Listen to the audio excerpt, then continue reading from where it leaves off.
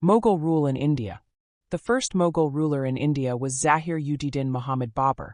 Zahir-ud-Din Muhammad Babur, February 14, 1483 to December 26, 1530, popularly known as Babur, was a Mughal ruler, whose origin was Central Asia. The Mughal dynasty in India was started by Zahir-ud-Din Muhammad Babur. Babur came to India from the north.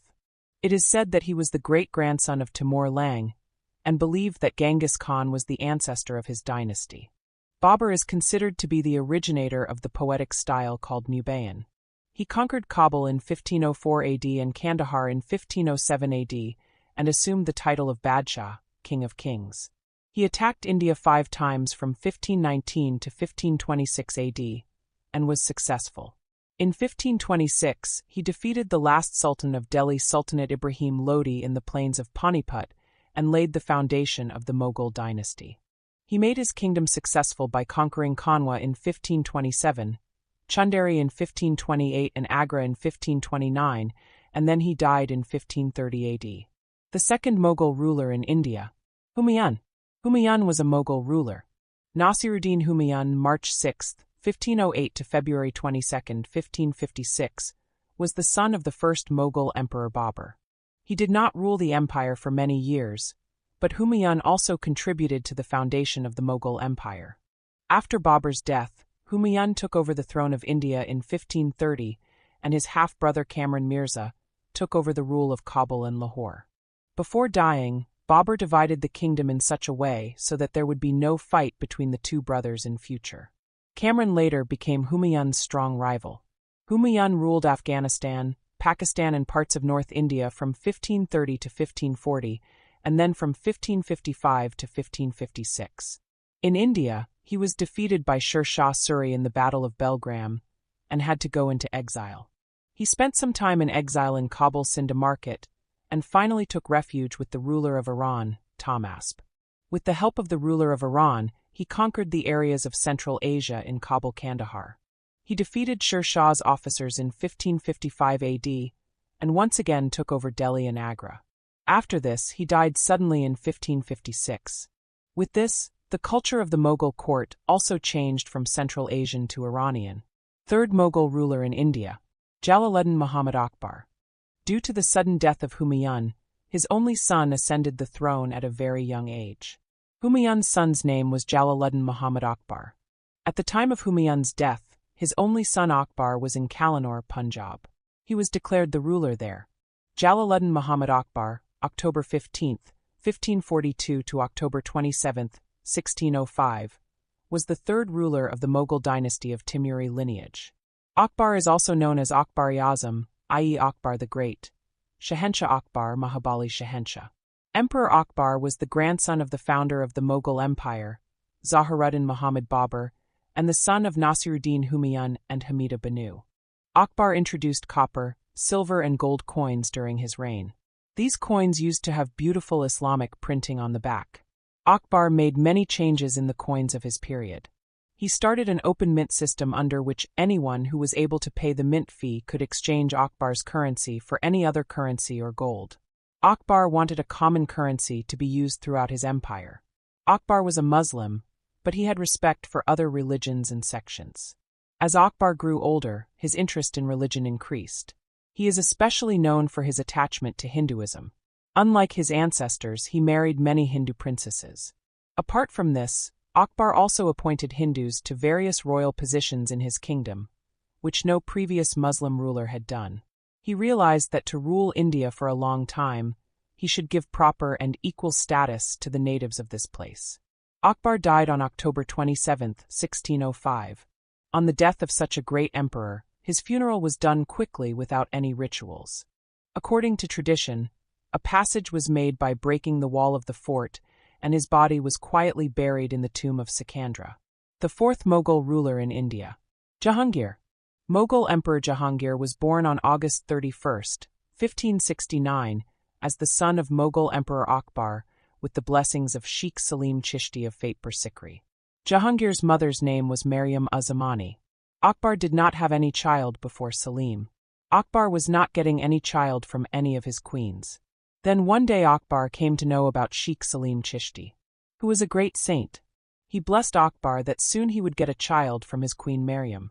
When Akbar got a child, he named his son Salim, because Salim was born with the blessings of Sheikh Salim Chishti. Sheikh Salim Chishti had blessed Akbar's son Salim and said that in future Salim will be known as Jahangir. In the year 1627, when Mughal Emperor Jahangir was returning from Kashmir, he died due to ill health in Lahore, Pakistan, on the way. After this, Jahangir's dead body was temporarily buried in the fort of Bagsar built on the banks of the river Ravi in Lahore. Later, a grand mausoleum of Jahangir was built there by Jahangir's Begum Noor Jahan, which is still the main center of attraction for tourists in Lahore. After Jahangir's death, his son Khurram, Shah Jahan, became the successor to the Mughal throne. The fifth Mughal ruler in India. Shah Jahan. Shah Jahan was born on January 5, 1592 in Lahore, Pakistan. Shah Jahan's full name was Ila Azad Abul Muzaffar Shahab Uddin Muhammad Shah Jahan.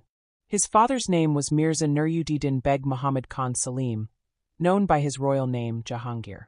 Jahangir was the fourth Mughal emperor, who ruled from 1605 to 1627 until his death. After the death of his father Jahangir in 1627, Shah Jahan was chosen as the successor to the Mughal throne at a very young age. As soon as Shah Jahan became the Mughal emperor, he started developing his empire rapidly. During this time Shah Jahan had many marriages, and Shah Jahan also lived with all his wives. But today his name is taken with only one, and that name is Mumtaz. Mumtaz's full name was Arjamand Banu Begum. Mumtaz gave birth to 14 children in 19 years, and then Mumtaz died at the age of 40. Mumtaz died on June 17, 1631.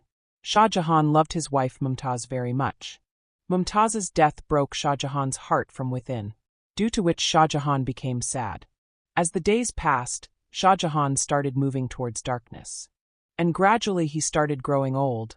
Then one day Shah Jahan thought of building a very beautiful mausoleum in the memory of his beloved wife Mumtaz. To build the Taj Mahal, artisans were called from all over the country and abroad. A total of 20,000 artisans were involved in building the Taj Mahal, and 1,000 elephants were used to carry the load, to make the Taj Mahal the most unique. 28 different types of stones have been used in it. These stones were brought from different places like Rajasthan, Baghdad, Tibet, Iran, Egypt, Afghanistan, etc.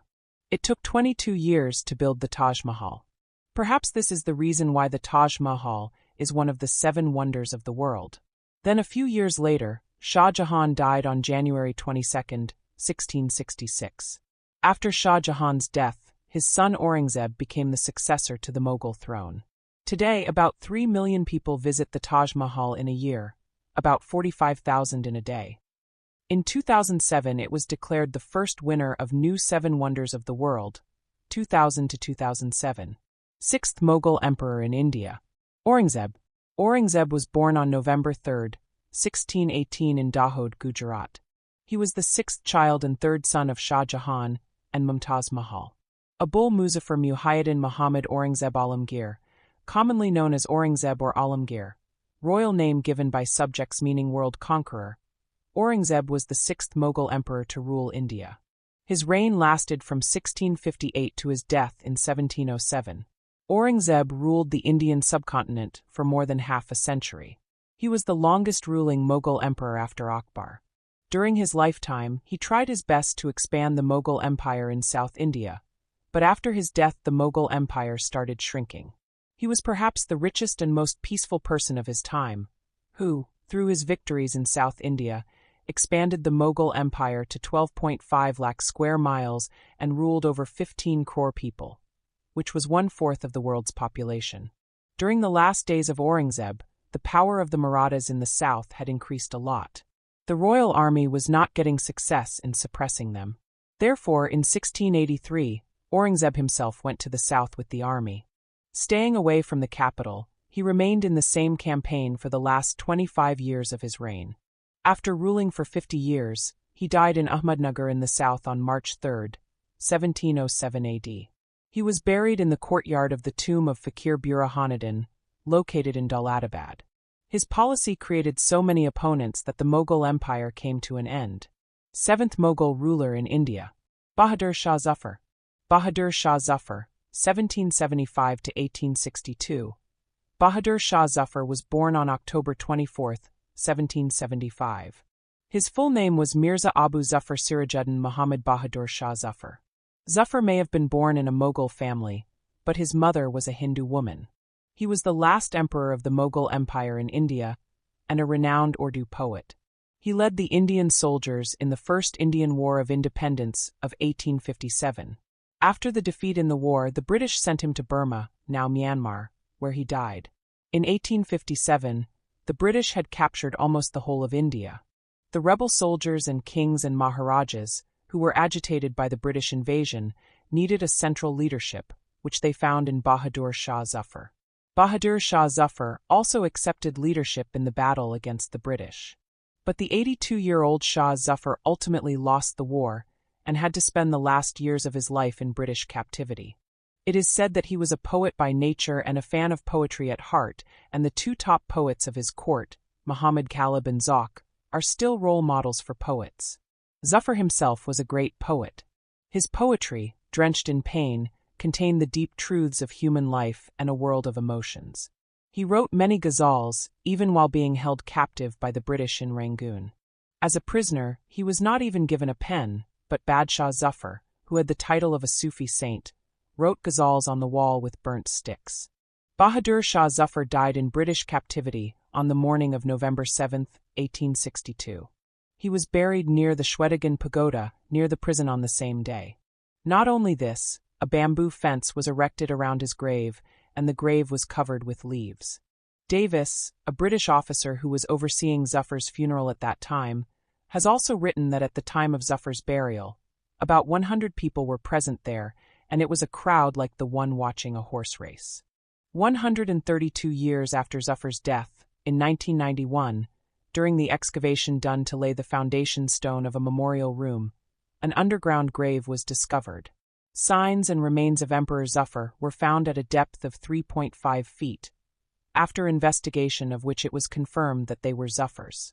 The last Mughal Emperor Bahadur Shah Zafar died in 1862 at the age of 87 in a prison in Rangoon, now Yangon, the then capital of Burma, now Myanmar, but his dargah was built 132 years later in 1994. Every brick of this dargah smells of the history of the life of the last emperor. In this dargah, there are separate prayer places for men and women. A Sha'ari written by Bahadur Shah Zafar. I don't feel like living in this deserted land. Whose world is this, the unfathomable?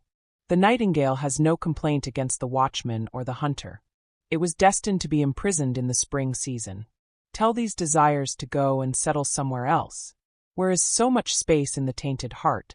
The nightingale is happy sitting on a branch of a flower. I have spread thorns in the heart of Lalazer. I had asked for a long life and brought 4 days. 2 were spent in desire, 2 in waiting.